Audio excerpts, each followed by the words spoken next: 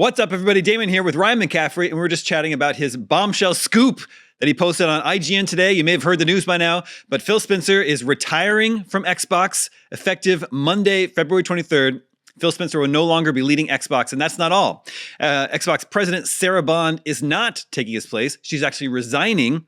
Matt Booty is being promoted to chief content officer, and then a newcomer to the gaming space, Asha Sharma, is becoming the new head of Xbox. She's currently the president of Microsoft's Core AI product. So somebody completely new is coming in to take the reins of Xbox. There's a lot to dig in here. So Ryan, just give us your sort of bird's eye take on this whole situation. Well, the first thing, when I learned of this from reliable sources, my jaw was pretty well on the floor. Like, Daemon, we're lucky enough we get to do this for a living. This is a huge story. Now, you might say, well, there's been rumors of Phil retiring for a while, and that's true. But for him to end up stepping down right before, just months before the 25th anniversary of the brand, he's been there the whole time. That's sentimentally, that's a little bit of a bummer. And then certainly the fact that most gamers, myself very much included here, don't really know anything about Asha Sharma other than that she was the COO of Instacart, and she was a VP of AI over at Meta, and she's been, as you noted, Daemon, working on the Core AI product for Microsoft. So she does not seem to have a gaming background. Mm-hmm. So that right away, it's.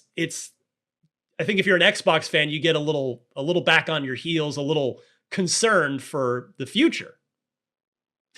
So what do we think about Phil Spencer's time running Xbox? Because when he came in I believe 2014, and he had to sort of right some wrongs, right? There was a whole debacle with the debut of the Xbox One. So he came in at kind of a rough time, but he did a lot of things right over the years. And he seems to be the rare executive that gets it, likes games, gets gamers. And he's done so many things, like first thing, he decoupled the Kinect 2.0 from the Xbox One, bringing the price down $100 to parity with PS4. The whole backwards compatibility initiative is really very gamer friendly. Game Pass was at one time, we would say, the best deal in gaming. It was that for a very long time until they raised the price a little too much, I think. And he also, sort of brought he's finally getting a lot of good games out the door. But along the way, over the years, every single time he seems to have done something good, there was always some sort of debacle right around the corner. Hardware sales for Xbox have completely bottomed out. There have been long droughts with no game releases. The cost of Game Pass has tripled since it was first introduced. We've had disappointing games like Redfall and Starfield. They've shut down beloved and promising studios like Arcane, Tango Gameworks, The Initiative, the canceled Perfect Dark. There's also just long periods of time, like Fable, finally coming out this year, looks good, but was announced in 2020, 6 years ago. So I guess the big question is, as Phil leaves, what state is he leaving Xbox in? Was he good for Xbox and Xbox fans overall? That's an extremely complicated question that I think you could kind of make a lot of cases for on either side of it. For me, I mean, I've known Phil professionally for a very, very long time. Arguably probably the best thing I've ever done at IGN, if you like any of my work, is Podcast Unlocked episode 201, which we shot the night of one of the days at E3. We shot it at night in 2015.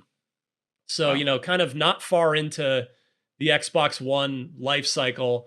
And that we had Phil Spencer with Seamus Blackley, the creator of the Xbox back in the early days, and Peter Moore, who had run the Xbox business. So it kind of three generations of Xbox leaders there. And Phil was incredibly humble during that interview and sort of really spoke from the heart. And that always stuck with me. And Phil's gamer score, is probably higher than most people watching this, including you and I, Daemon. Like, he is a legit gamer. Yeah, which you just can't say that about most of the other game industry executives. But you're right. It always seemed like Phil had some hill to climb, and he made some big bets some of them paid off and some of them didn't. You mentioned a lot of the good stuff. I mean, yeah, I think backwards compatibility, which we arguably take for granted now, and we should, because backwards compatibility should be a thing. We should continue to own these games and have access to these games regardless of what generation of hardware we're on. So he deserves so much credit for that. Certainly just trying to band-aid the bullet wound of the Xbox One in the early days with taking the Kinect out of the picture to lower the price. And Game Pass, as you noted, is not without its controversy from the moment of its inception up till now, but has certainly influenced the industry for sure. But at the same point, yeah, it's there pretty much aren't any Xbox exclusives left by Microsoft's own choice. Mm-hmm. As you noted, their hardware sales are just continually trending in the wrong direction. Even though, by the way, Damon, they have great hardware. Like the Series X is awesome. I agree. Their controller. Mm-hmm. Yeah, like their hardware is great. So it's not for, unlike with the Xbox One, which was measurably less performant than the PS4. Series X is awesome. And the Series S, like, you can love it or hate it, but it was, in hindsight here, probably a wise decision to try and just onboard more people into your new generation of consoles, especially as that has gotten more expensive. But like you said, it's multiple, in fact, basically annual Game Pass price increases to the point where the ultimate tier that gets you day one access to all the new games is $30 a month. Yep. Which plenty of people would say, yeah, I get value out of that. Like if you play a ton of games, that's still valuable. But for a lot of people, $30 a month is quite steep. And then the real just kick in the stomach was two hardware price increases last year alone. The Xbox Series X, despite being over 5 years old now, is more expensive by any definition than it was the day it came out, which is crazy because that's just antithetical to how the industry has always operated. Yep. So, yeah, it's a really complicated question. And I think I would very, very comfortably say that Phil always meant well. Like he wanted nothing but the best for Xbox, and they really are delivering great games now, but you just don't need an Xbox to play them anymore. And that strategy is arguably because of the failings that happened in the past that's led them to the moment of having to say, all right, well, moving forward, we're going to have to put our stuff on PlayStation and put our stuff everywhere. So history could still look favorably on those decisions. Like, Damon, we see it where like PC gaming is growing and console gaming really isn't. It's not. So maybe putting your games anywhere gamers are will in time prove to be the correct decision, the best decision. But for now, yeah, he definitely leaves behind a very complicated legacy, but I'm not sure who else I would have wanted in there. Like at the end of the day, he did make gamer first decisions. They didn't necessarily always work, or maybe in the case of some of these price increases, they were just out of his control. I mean, I know I'm talking for a while here, Damon, but I think the one other thing I want to hit on before I throw it back your way is, I think above all else, the one thing that was probably the point of no return for Phil Spencer, good or bad, and he's retiring, he's not being fired, so we're not saying it's bad, but the point of no return for Phil Spencer and the Phil Spencer era at Xbox, I think was pretty definitively the $69 billion acquisition of Activision Blizzard King, because that was such a massive deal, such a huge amount of money that Satya Nadella and the tippy top of Microsoft were now suddenly very interested in what was going on in the gaming division because there was so much money tied up in it and so much money on the line. And, we can't say for sure, did that acquisition lead to the hardware price increases, the Game Pass price increases? There's kind of a lot of potential downstream effects, but I think that's going to be the one that that you could really pinpoint as the key moment of all the good things, all the things, good or bad, that Phil Spencer did in his time, it's the Activision deal that will kind of be at the top of his career epitaph, if you will. He's very much alive. We wish him well. Yeah. Yeah, it really such an interesting situation, because for every good decision he made, something bad happened, whether it was directly he was put to blame or not. And then as he leaves, I don't know, the Xbox business, I think, has actually been doing pretty well in recent years, largely due to Game Pass and to publishing. Right. We talk not the hardware, but not the hardware, but yes, just the business, just making money through all their different methods. We talk a lot about Next Gen Console Watch, about how Forza Horizon 5 was a huge hit on PlayStation 5, 4 years after it was originally released. So I think the business, just in terms of making money, has actually been doing pretty well, but he was not able to reverse hardware sales, and he wasn't able to reverse the public perception of the brand within gamers. Like, there's just not nearly as much like love for the Xbox brand out there as there was during the 360 generation. But let's talk about go ahead. That's undisputable. Yeah. Go ahead. Yeah, it's there's no, I don't think anybody would disagree with you on that. So let's talk about who's coming in now to run Xbox. Asha Sharma doesn't seem to have any gaming experience, but is a business person. Do you think there's anything to be said that they brought in a gamer and he wasn't able to sort of fix those problems? So let's get someone who's not a gamer, maybe someone who's a little bit more business minded, and then make sure Matt Booty's there to sort of help with the gaming decisions. What do you think?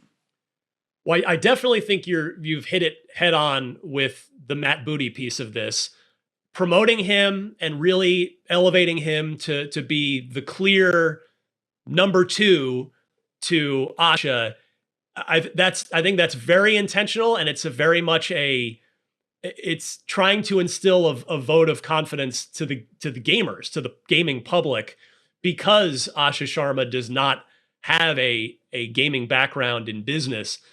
And so, yeah, I think that's probably wise. I mean, Matt's been running studios for a while now under Phil.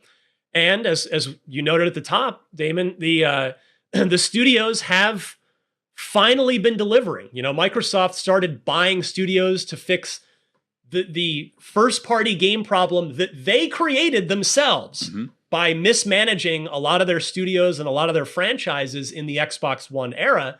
So 2018 is when those acquisitions started. The likes of Playground, Obsidian, Double Fine, InXile, the list goes on. And it's really only been, as you noted, Damon, some stuff out of their control. The pandemic, which caused a ton of game delays for everybody, not just Microsoft, a lot of sort of downstream effects of that.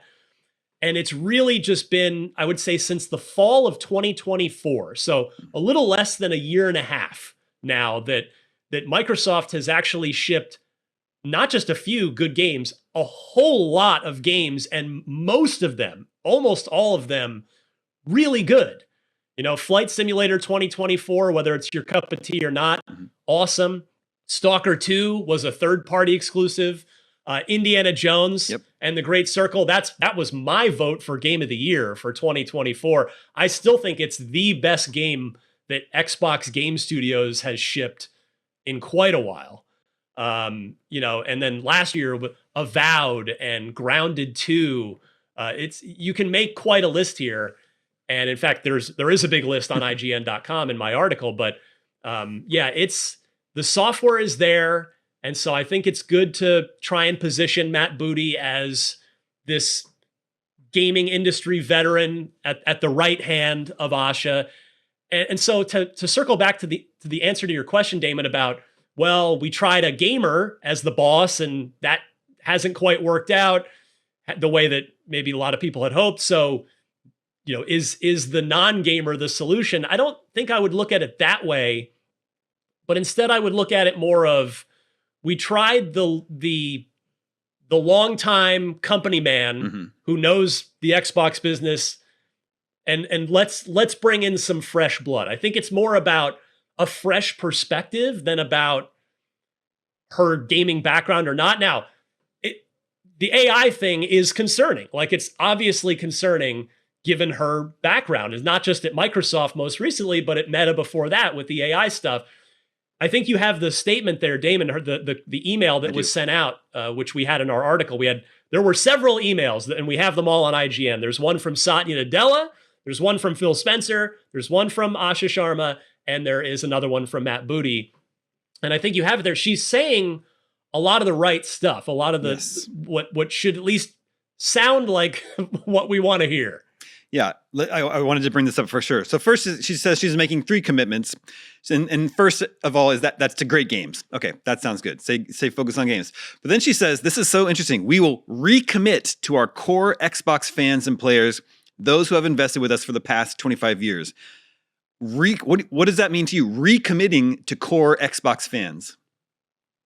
I think... I want to give her the benefit of the doubt, right? But I've been around this thing a long time, and my knee-jerk reaction is that that's corporate speak for saying nothing but like making you feel good with however you interpret that very vague statement. I want to give her the benefit of the doubt. So the optimist case for that would be that they're going to lock in on hardware, and we're going to get a great piece of next-gen hardware. The probably unrealistic interpretation of that would be, we're going to start making games exclusive again to our console to get you to come to our platform. And could that happen? Yes, because Microsoft could stop putting games on PlayStation tomorrow. But the toothpaste might be out of the tube on that. I don't know.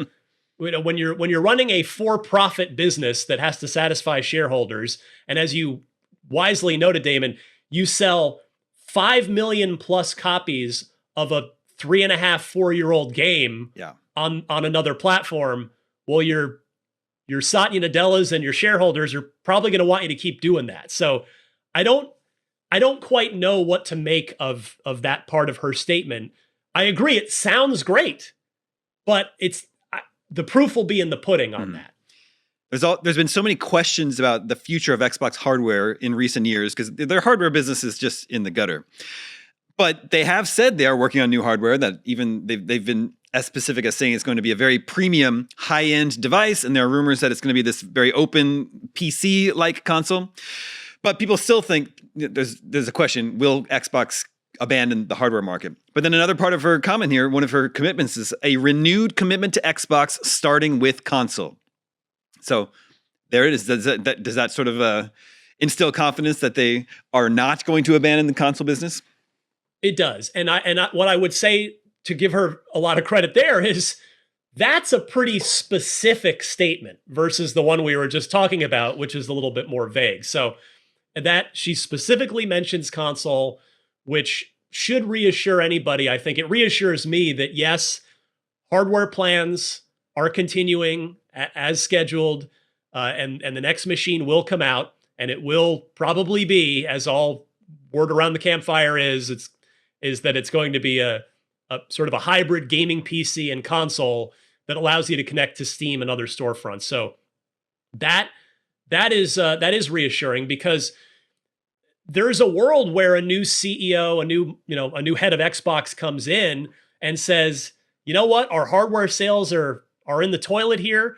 Let's just do what we're doing with the Asus ROG Ally. Let's just let Asus or Lenovo or somebody build the next Xbox for us, and or whoever wants to build one, and call it, let them use the name Xbox. So that seems like she's specifically saying that's not what's going to happen here. And then this final quote from her email that she sent out to the company, I think is super interesting, given the fact that she's the president of Microsoft's core AI product. And she says, "We will not treat those worlds as static IP to milk and monetize. We will not chase short-term efficiency or flood our ecosystem with soulless AI slop," which is, I think that's a pretty interesting thing for the president of an AI company to say. Well, I'm glad she said it, because that is when you read the headline, the headline here, other than Phil retiring, is AI executive takes over Xbox as head of Xbox. Yeah. That is not a headline that's going to make a lot of gamers feel good. And so I think it's important that she clearly laid that out, and I'm glad she did. And what I can tell you here, Damon, that's not in my piece, because that was just a pretty straight news piece there, just reporting what's going on.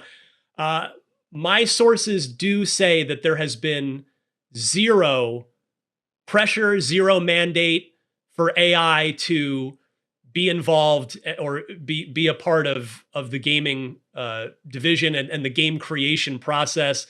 Like there are a couple studios that use AI like within their workflows to like for bug checking and things like that. But in terms of games that are made by humans, my sources say that is very much going to continue. There's been Asha has not come in and said, well, we're going to just start using AI to accelerate development and make games. That is, I have it on good sourced authority that is not happening. Well, this is just a seismic shift in the management of Xbox. It's not just a rearrangement of the pieces on the table. It's knocking the two biggest pieces off, bringing someone new in to run the whole thing. There's a lot to digest here that we'll be discussing over the coming weeks. But Ryan, what's your sort of final takeaway? The future of Xbox. Give us your bear case and your bull case. Bear case is that this is a controlled demolition of the Xbox brand by Satya Nadella. That he wants to wind it down entirely, or maybe just wind it down into a software business, as most of Microsoft is. The bull case is that fresh blood will come in and have some new ideas and have some just a new perspective, and that this next Xbox console will actually prove to meet gamers where they are, which is in a growing PC market, and gamers want to play on whatever platform, whatever storefront, and that the Xbox game studios, whether it's Microsoft itself, Bethesda, Activision, Blizzard, that they'll continue pumping out on a regular cadence as they've been here for the last year plus. They'll continue pumping out great games, and that Xbox will, and I'm not saying it's gonna overtake Sony. That's not gonna happen, but that it might reestablish itself as a place as an ecosystem that you do want to be gaming inside of. So I think those are the two extremes. The truth, Damon, usually lands somewhere in the middle of that, but the next 2, 3, 4 years we'll tell. We'll see. Yeah. Well, starting Monday, February 23rd, a new era at Xbox will begin. This is a huge change. Definitely going to be one of the biggest gaming news stories of the year. Dear viewers, we want to know how you're feeling about all this. First, I want to know how do you think Phil Spencer's tenure at Xbox went? How do you feel about the company as he's leaving it? Is he leaving it in a better place than when he found it? And how are you feeling about the future of Xbox? Make sure to let us know in the comments. And for all things video games and Xbox, make sure you stick around to IGN.